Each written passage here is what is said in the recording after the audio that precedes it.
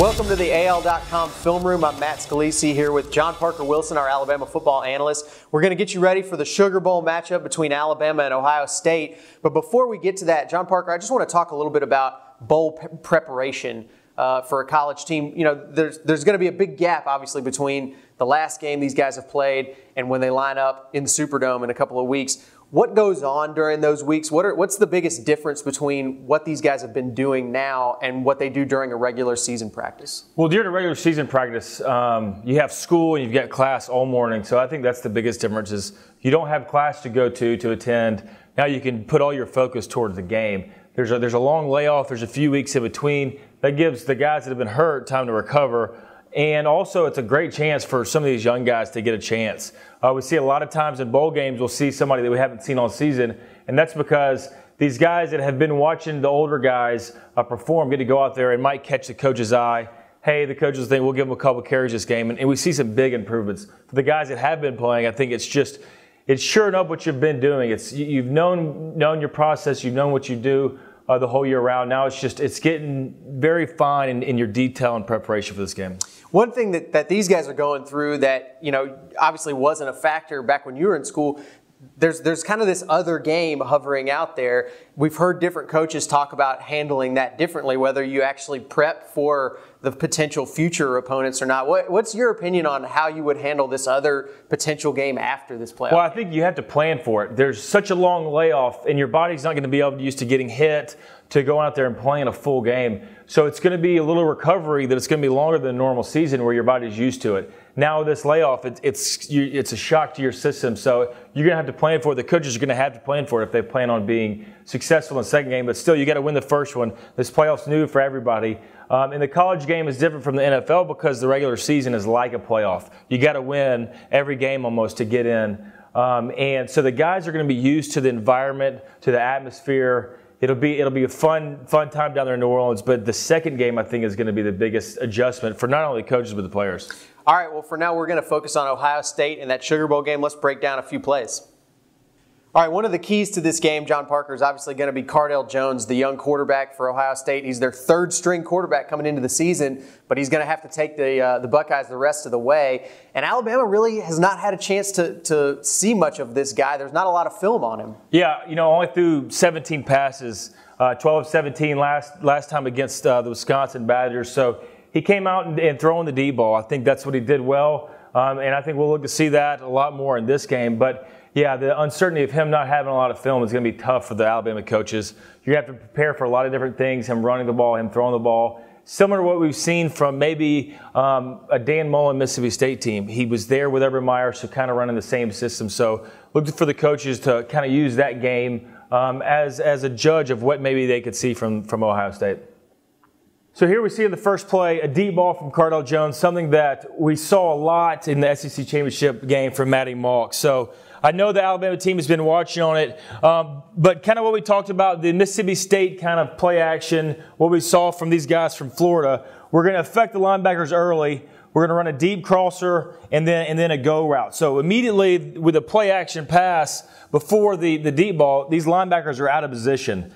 So it's going to be a nice kind of progression for the quarterback right here, knowing that he's going to have the underneath receiver. Instead, Jones drops back, sees the one-on-one matchup, and just practically throws a jump ball, throws it up. Same thing we saw from the Tigers. The receiver making a better play than the DB. And this is something that we got to look out for. I mean, when you're in good position covering them, you got to find the ball. Wisconsin couldn't do it, and Ohio State took advantage.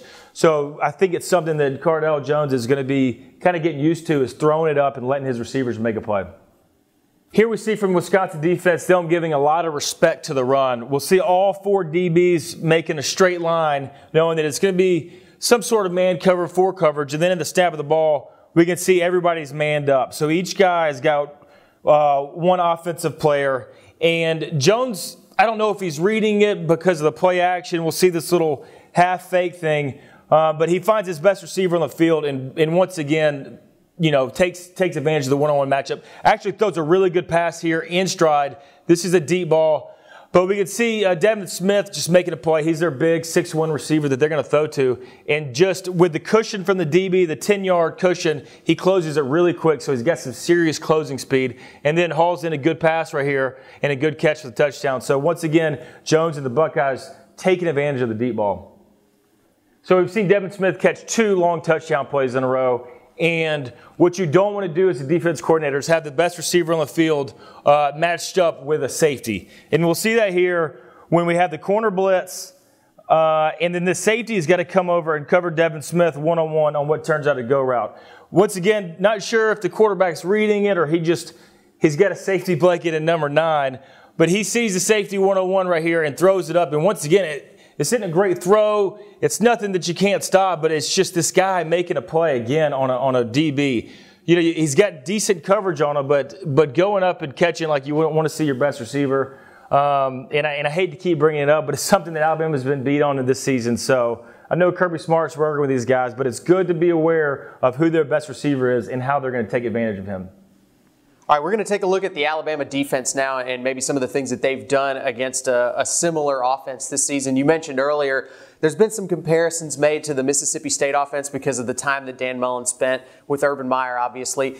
Nick Saban's talked a little bit about that Mississippi State offense as well. So let's take a look at a couple of plays where Alabama was able to neutralize a guy who's really one of the more effective quarterbacks in the SEC. Yeah, a Heisman candidate early in the season, and I'll just let this one play and come back and talk about it. But from what we saw earlier, it was one-on-one matchups that Devin Smith took advantage of it. The difference between this play and getting a positive play for the defense is we're able to rush 4 guys and have everybody else drop into coverage. So instead of being able to throw the deep ball, we have a safety over top, and we've got linebackers underneath. So you can't just go to the deep ball. You've got to go through your read progressions and try to find the open guy. And obviously, Dak's not doing a good job of this. When we can get some good pressure and have 7 guys dropping, that's what you want as a defense coordinator. And that's when guys get in trouble right here. You know, he's not used to going through his reads and throwing to what would be the open guy, the corner route. The corner comes underneath, and the seam route that he ends up throwing is triple covered. So instead of taking the one-on-one guy, we're forcing him to read it out and throws in a triple coverage, and we're able to get the turnover. So the last play we saw 4 defensive line rushing, and we ended up with an interception. Here we're going to see 4 guys rush, and we get another positive result, a sack. Up front, we're going to see what we call a game. So the end's going to go first, the tackle's going to come behind, and when you drop 7 guys, you got to go through your reads. It takes a little longer for the quarterback, and as a result, we get a sack. You know, Delvin Tomlinson does a good job right here of staying in his rush lanes. He is preventing Dak from escaping outside the pocket and is able to get a sack. And I think, once again, this is something that is advantageous for Alabama. If you can rush 4 guys and drop 7, I think it put that young Jones quarterback in a much tougher position than having his receivers go down the field one-on-one. All right, well, one of the interesting things about this game, John Parker, even though it's such a huge game and there's so much at stake, Alabama's really the clear favorite. They're, I think, 10-point favorites in most places right now going into this game. Nobody really giving Ohio State a lot of respect or much of a chance in this game.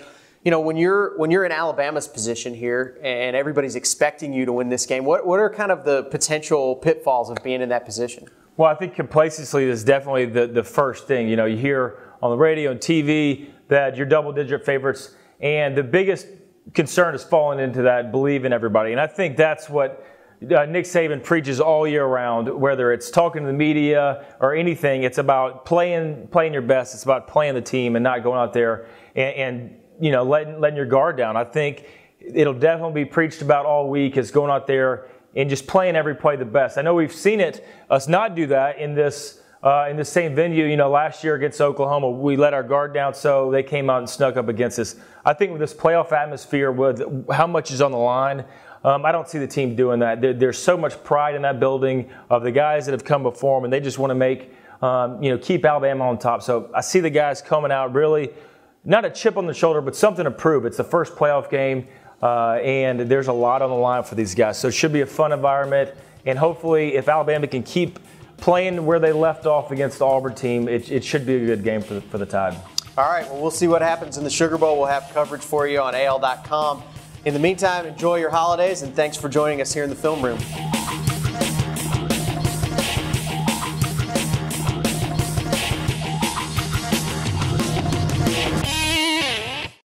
So the last play was so the last play we saw 4